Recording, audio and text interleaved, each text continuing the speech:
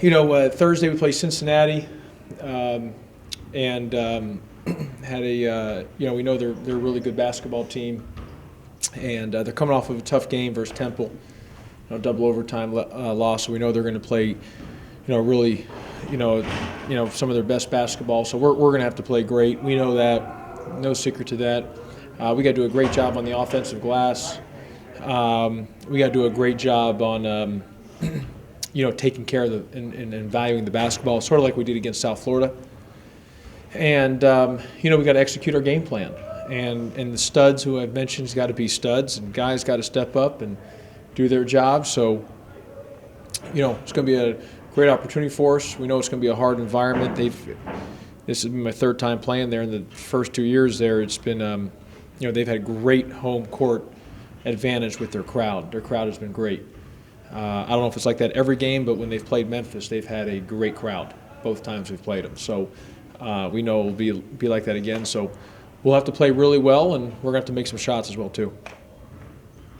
What do you stress this week going into that one? Is it just prepare for the physicality of it? Yeah, I think, Matt, we got to rebound the ball. We can't give them second and third opportunities, and we got to take care of the ball. I think those are two big keys.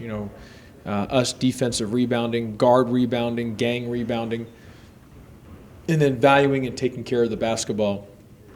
If we can have single-digit turnovers, that would be a great thing for us. And but we're also going to need to make some shots. That's a big thing. We're going to need to make some open jump shots to help soften the defense up as well. Is this team more geared towards a physical type of matchup, or maybe more of a finesse kind of game? Which would you rather? Well, I think it depends on how the game's called. Like in South Carolina, if we should have been to the free throw line 50-some-odd times, we win the game, even with us putting them to the line 60-some-odd times. So, I think it also depends on just how the game's called. But also, look, you could say that we're not a physical team. I look at it, if you look at our numbers defensively, you have to be to do what we're doing defensively, you've got to have some physicality to you. And if you look at what we're doing on the glass, you've got to have some physicality to you. Now, we might not be the most physical team, but I think a lot of times, we are a tough team. We're hard-nosed. We play hard. But, if you look at our defensive numbers and you look at our offensive rebounding and you look at our defensive rebounding numbers, you would say that we are, do have some physicality to us.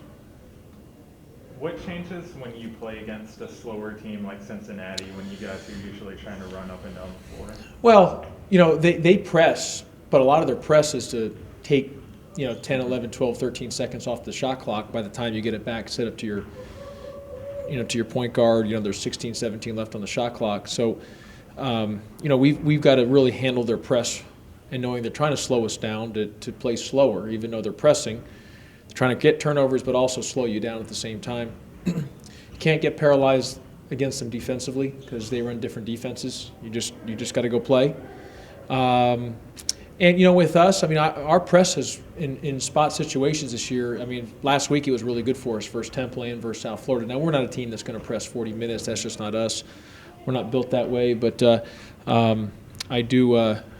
For us, we want to play higher pace, but more than that, even against like a team like Cincinnati, we don't want to take early shot clock threes. We don't need to take bad shots, because bad shots, early shots that are not good shots, lead to them getting fast break opportunities, which can re-energize their crowd and get them easy baskets.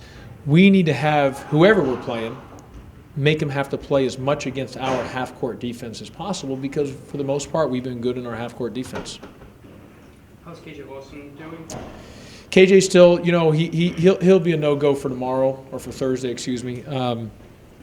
We're still just day by day, week by week, and I want him to play. And if he feels healthy, he will be ready to go and play. And if he's not, then he won't. Very simple.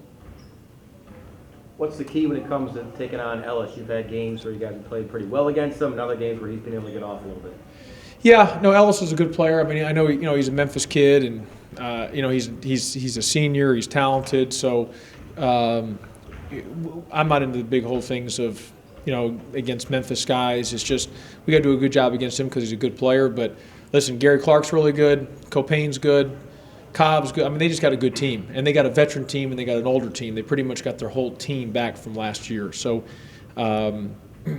it's more than – it's just really about us having to play really well on both ends of the floor. Did you see any particular area that Temple had success against them, or do you think is it just a deal where they had Cincy's number this year? That you said you were. I mean, Temple's good, and Temple's a good team, and I just think it's just the league. I just think there's parity, and I just think it's going to be a possession by possession type of league. Every game is going to be anybody can beat anybody, and if you don't play at a high level and the other team does, you're probably going to get beat. Just one of those things. Is Sam ready for an atmosphere like this? I guess he's got to be, but is he?